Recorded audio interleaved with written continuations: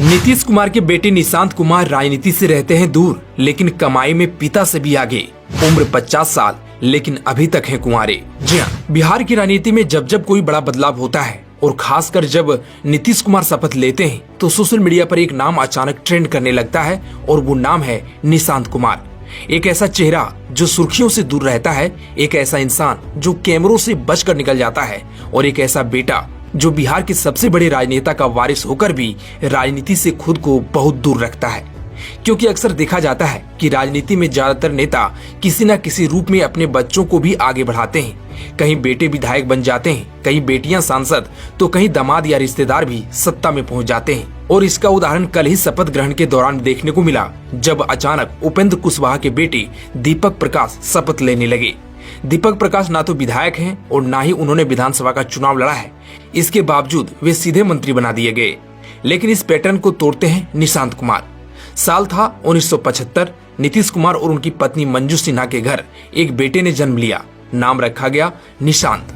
घर राजनीति से भरा हुआ, पिता जनसेवक और बिहार में लगातार बढ़ती पहचान। लेकिन इसी घर का एक बच्चा दुनिया से बिल्कुल उलट बेहद शांत स्वभाव का निकला। निशांत ने अपनी शुरुआती पढ़ाई पटना के सेंट कैरेस स्कूल से की। कम दोस्त और माता पिता का बेहद लाडला।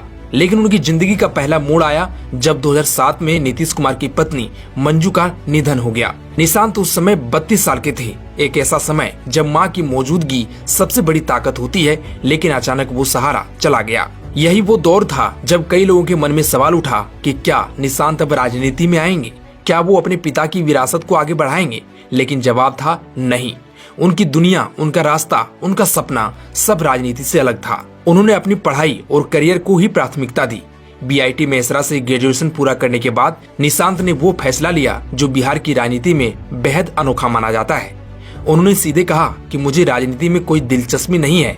ये बात उन्होंने 2017 में मीडिया से बातचीत के दौरान कही थी। उन्होंने कहा कि ना मुझे राजनीति आती है, ना ही मुझे इसमें रुचि है। वहीं संपत्ति के बारे में बात करें तो नेता की संपत्ति परिवार में सबसे ज्यादा होती है, लेकिन यहाँ निशांत कुमार की नेटवर्थ नीतीश कुमार से ज्यादा है। निशांत कुमार अपनी निजी संपत्ति के मामले में अपने पिता से काफी आगे हैं। रिपोर्ट्स के मुताबिक निशांत कुमार की कुल संपत्ति 3.61 करोड़ रुपए आंकी गई है, जो सीएम नीतीश कुमार की घोषित संपत्ति से 5 गुना से भी अधिक है। इस राशि में 1 करोड़ 63 लाख रुपए की चल संपत्ति है और 1 करोड़ 98 लाख रुपए की अचल संपत्ति शामिल है।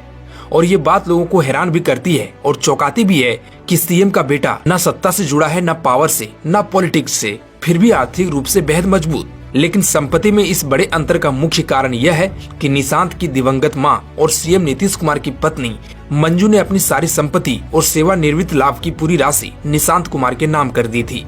वही राजनीति से दूरी और साधारण जीवन जीने की वजह से लोग अक्सर पूछते हैं कि निशांत ने अभी तक शादी क्यों नहीं की, तो इस पर उन्होंने कभी कोई सार्वजनिक बयान नहीं दिया।